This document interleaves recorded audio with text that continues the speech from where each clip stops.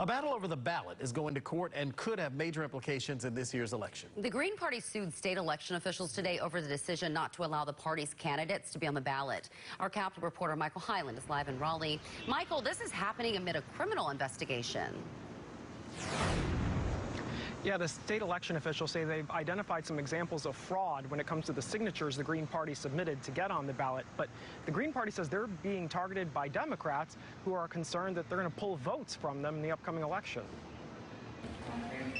Voters in North Carolina won't have the option to choose candidates from the Green Party this year, but now the party is going to court to try to change that. Matthew Hoh is the party's candidate for Senate. I think it's been an experience of bad faith that ties into the overtly partisan nature of this whole process. The party filed a lawsuit Thursday against the State Board of Elections. A few weeks ago, Democrats on the board rejected the Green Party's effort to get on the ballot. The agency's executive director, Karen Brinson Bell, says there's a cloud of suspicion. This is a criminal investigation. We do have identified fraud. Investigators are looking into out-of-state firms the Green Party used to help gather signatures. In one county, 38 people have said they didn't actually sign the petition. Should the signatures that are in question cast a doubt on this entire process? No, absolutely not. You're always going to have signatures that are not validated or not verified. That's the nature of petitioning, and that's why you always collect more than what the requirement is. Some people who signed the Green Party's petition said people identifying themselves as Democrats have texted, called, or come to their homes asking them to remove their names from the petition, as the Greens could pull votes that might otherwise go to Democratic candidates. With ballots being printed next month, the chair of the Board of Elections rejected the notion that they tried to run out the clock on the Green Party. If they had sufficient signatures by the date,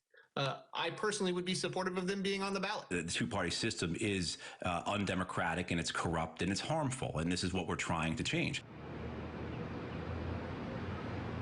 Election officials say there is no investigation into the people who are asking others to remove themselves from the Green Party's petition. They say that's protected under free speech and is part of this process.